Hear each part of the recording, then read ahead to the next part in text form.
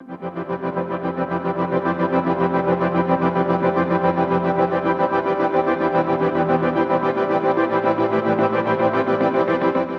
there needs to be a fit between the person and the environment. And once you have selected yourself out as an accountant in an accountancy firm, and you're good in numbers and you can concentrate, and you have this education and you have a certain amount of introversion to be able to go through the staple of bills and things to do, and you like this, okay. But then you have selected yourself out. There is a person environment fit, but then it's all about, and that is what our theory says, about job demands and resources. The demands in your environment and the resources in your environment. And what I mean with demands are things like work pressure, the clients that come with certain issues, demanding customers, mentally straining complex problems, all the things of work that are costing energy. That is what I call job demands, and we can deal with a lot of it, and if we do so, we perform well. But in order to be able to deal with these job demands, we need job resources. So we need things like social support. We need autonomy, that we can decide on our own when we will do something or how we exactly will do something. So autonomy is an important job resource. Feedback is a job resource. Supervisory coaching is a job resource. So the combination of demands and resources helps you to avoid fatigue, to stay well at work, and then to perform well. That is what we find, but that is after having selected yourself out for a certain job.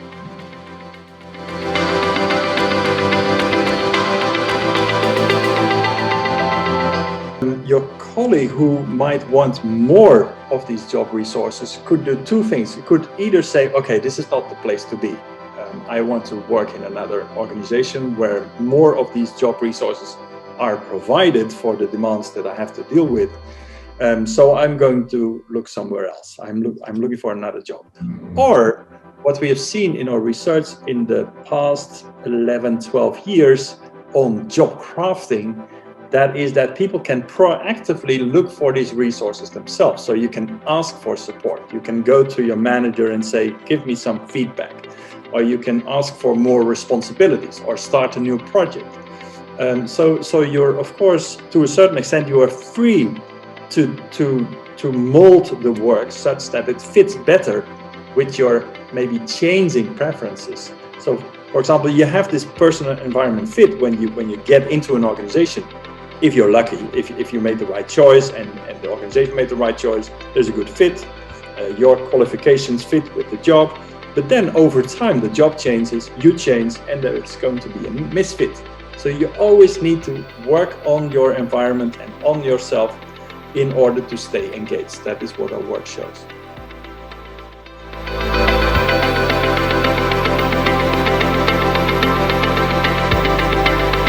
Anyway, I think that in many places in the world, it's maybe nice to refer to a paper that we wrote for American psychologists with a team of 29 authors from organizational psychology and management about COVID-19 and the workplace. So people can look it up. I think it's freely accessible. Otherwise, you can find it on my website, arnoldbakker.com. And what we see is that with COVID-19, okay, this has, of course, a lot of challenges. So there are certain new demands, like I was referring to, job demands, things that cost you energy, like you have to learn to deal with digital media.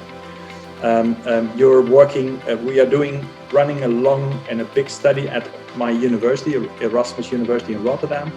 We follow my colleagues over time, and we see that the biggest demand is that they work solitary, that they find that they experience social isolation. They feel alone because everybody's at home alone. The work pressure is still high, but the title of our report to the board of our university was still hanging in there. So we are okay, let's say. But what I also see in research, we have published several papers about it, studying people during COVID-19, we see that the proactive behavior, what is needed to be engaged, becomes even more important now that we are alone, working at home. We cannot meet so easily, or colleagues and friends with whom we work.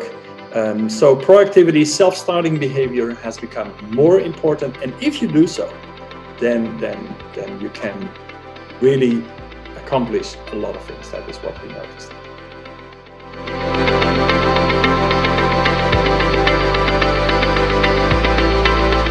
I think that most people think that we will have a blended reality in the future. So we will partly work from home, let's say most people think 3 days a week if you are a white-collar worker, and 2 days go to the office to meet people, to have meetings, to meet people in a kind of cafeteria. You don't need your normal workspaces. That is the feeling that people have. Also, your question reminds me of the following. We bought a new house, and the house is next to a big park in Utrecht, where I live. And so we are in the middle of COVID-19. We have people cannot go to work unless you are working in a hospital or you have a vital occupation, as they say. So you need to deliver goods, supermarkets, and so forth. These people work, but most people work at home.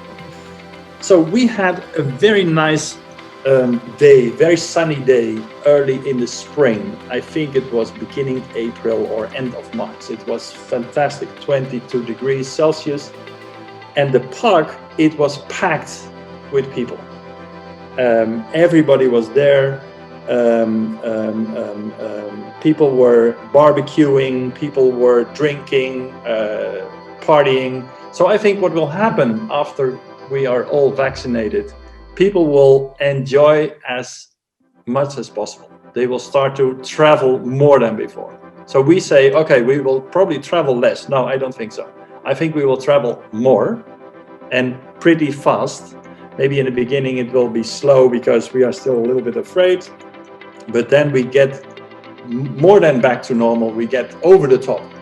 And I've read about stories what happens after major events like wars and so forth. And people really want to celebrate. They want to be together and to do crazy stuff. And we are now so confined to small areas and our own home and so forth. So in addition to willing to go to work, but then not 5 days a week, probably 2, maybe 3 days a week go to on location.